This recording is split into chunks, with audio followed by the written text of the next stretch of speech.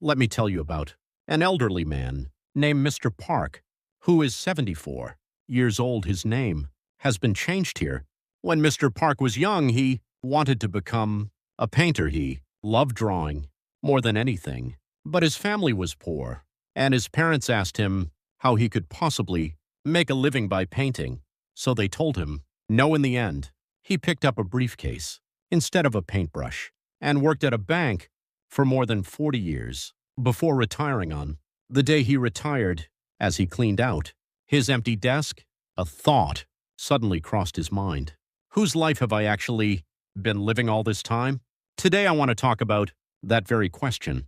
It isn't a difficult one. It's simply a question that all of us have probably asked ourselves at some point. A question that sounds simple, but carries a lot of weight. Ever since we were children, we've heard sayings like these over and over: do what everyone else does. Don't stand out. The nail that sticks up gets hammered down. These sayings kept us safe in some ways, but at the same time, they quietly buried a certain voice inside us. What voice is that? It's the voice that speaks what we truly want and what we truly believe is right. Think about a baby.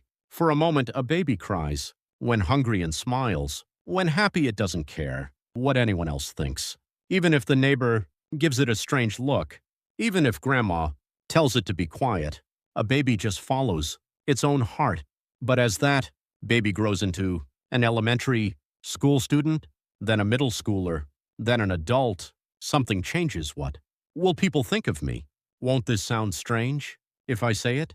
As we start worrying about these things, bit by bit, the honest voice we once had quietly hides itself deep inside our hearts.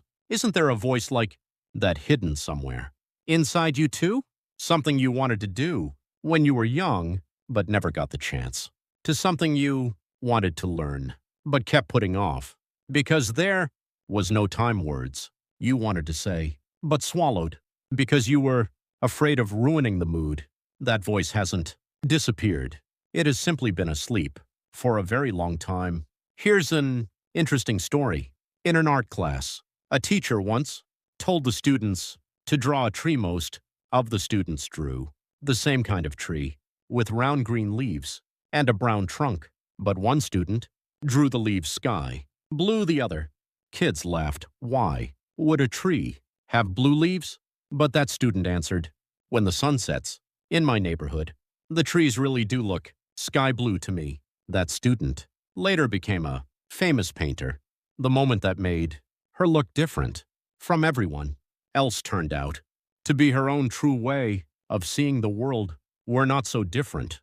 When we were young, thinking or feeling differently from others might have felt embarrassing.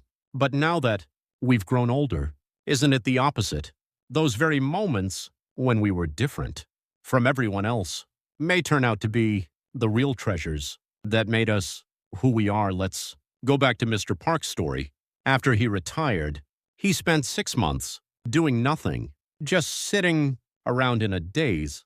Then one day, his grandson came to visit and started doodling in a sketchbook, and Mr. Park suddenly remembered the old paint set he had tucked away in the attic.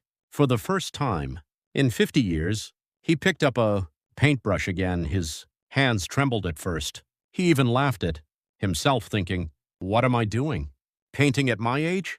But as he drew one picture after another, the same excitement he'd felt as a child came back to life today.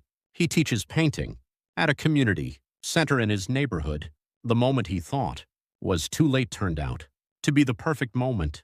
To begin, there's something important we need to be clear about here. Finding your own voice again doesn't mean abandoning your family to live only for yourself. It actually means the opposite. Someone who has truly found their own voice knows how to care for the people close to them even more warmly. Have you ever seen someone like this? Someone who cries watching a story about people in need on television, but hasn't said a simple hello to the elderly woman living alone next door in years. Someone who brags about volunteering here and there, but never once says thank you to their own spouse. At home, it happens more often than we think.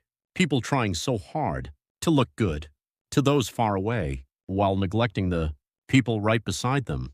A truly good person isn't someone who looks impressive from a distance. It's someone who is warm to the person standing right next to them. There's one more thing we need to let go of. It's the habit of forcing ourselves to stick to something we said in the past. We often think this way. I said this before, so it would be embarrassing to change my mind now. I'd lose face in front of my children. But think about it for a moment.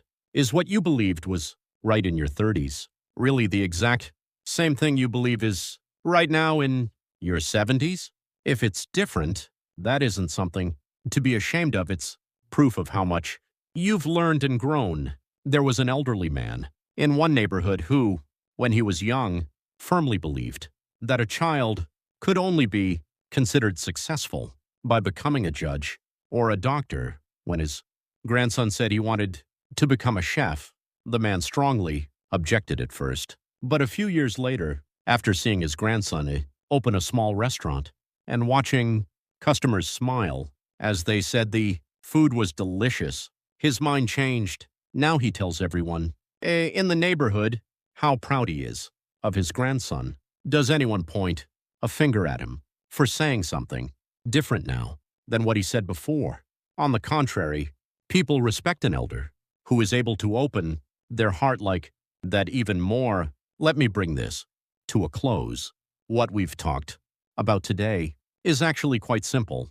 Let's take out that honest voice that has been living inside us since childhood and listen to it again. Let's take care of the people close to us before worrying about people far away. And let's not feel ashamed just because what we believe now is different from what we believed before. These are the three things. Having lived 70 years, you've already gathered so much experience and wisdom somewhere. Inside all of that, there is surely a voice of your own that the world hasn't heard yet. It doesn't matter whether it comes out as a painting, as writing, as a song, or simply as a warm word spoken to someone else. Why not take today as a chance to listen a little more closely to that old familiar voice? It's never too late. This moment, right now, is the best moment to bring that voice back out into the world.